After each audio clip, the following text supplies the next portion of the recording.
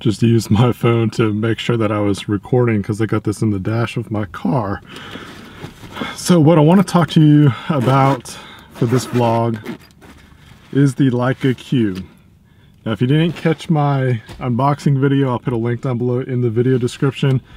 But I wanted to kind of give you a first impressions, first 24 hours kind of deal, what my experience was like with this camera. I still have a lot of exploring to do with this camera because it's just a totally different style and setup than what I'm used to. But what I do appreciate about it is that the photos look like the bokeh has a nice creamy kind of style to it, but then like the subject itself is pretty crisp. Like it really depends on what kind of focus settings that you have on it. So there's a lot of kind of different options that you got to go with that, and that's probably the most challenging part. Is like you definitely got to be able to tweak things. I kind of found that the autofocus kind of stuff wasn't the best way to go, which, you know, it forces you to get more in depth with what the camera is all about.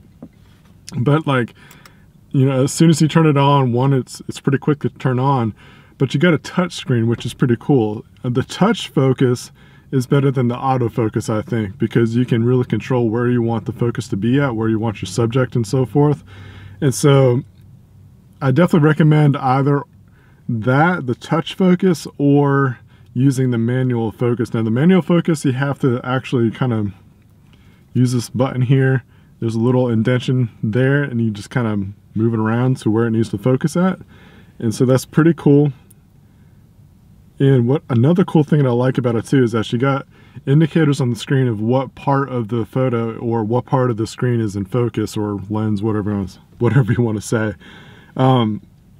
So that's pretty cool. Like I was able to get some pretty cool looking photos, and it's just fun to kind of mess around with. It's really cool. You got aperture ring here.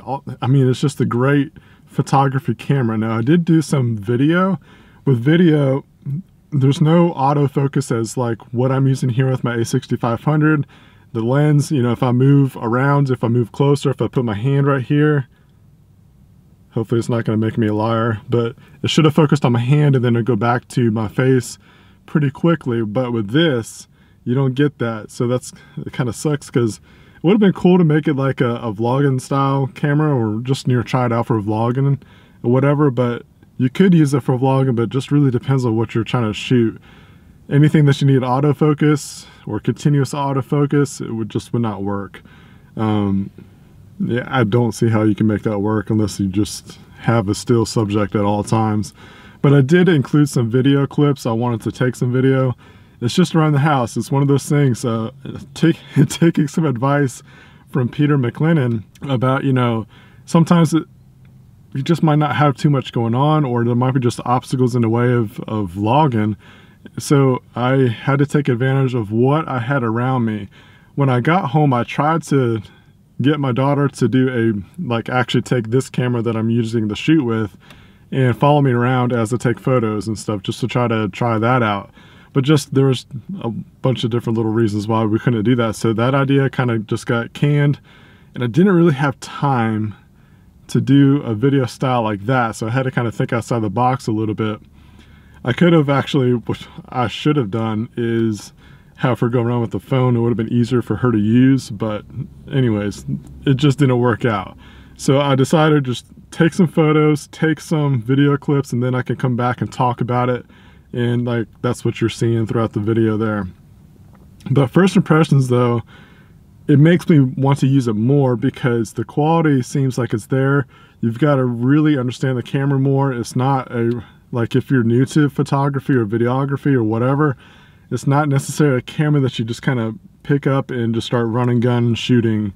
You really got to kind of get some practice. You got to, you know, learn how to focus more, get through the menu setup. Like I'm so used to the Sony setup that it's just different on here. It's a lot simpler, but you just kind of have to find what's gonna make it easier for you.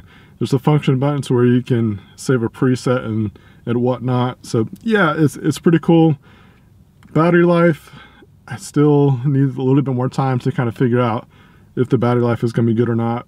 Right now, my 2 bars, I used it all last night, using video and photo. As a matter of fact, I had one battery charge from morning time, and I was just kind of messing around with settings and messing around with some photos, not a lot. But then when I got home, I used it for photos, videos, doing all that kind of stuff, messing around with the settings some more. Still got 2 bars, so it's doing relatively well in that regard. But again, it's going to take a lot more practice. But this camera is pretty cool. Full review coming soon. But I want to be able to give you guys, like, the camera itself, my thoughts are going everywhere. The camera itself has been out for a couple years at least. So it's not like a new camera, but it's definitely new to me. And they're still making it. They can't keep them in stock. They sell out pretty fast, so that's pretty cool that it's got that kind of quality that many people want to buy it. So more coming. Definitely go follow me on Instagram. I'm going to be posting pictures that I take with this over there.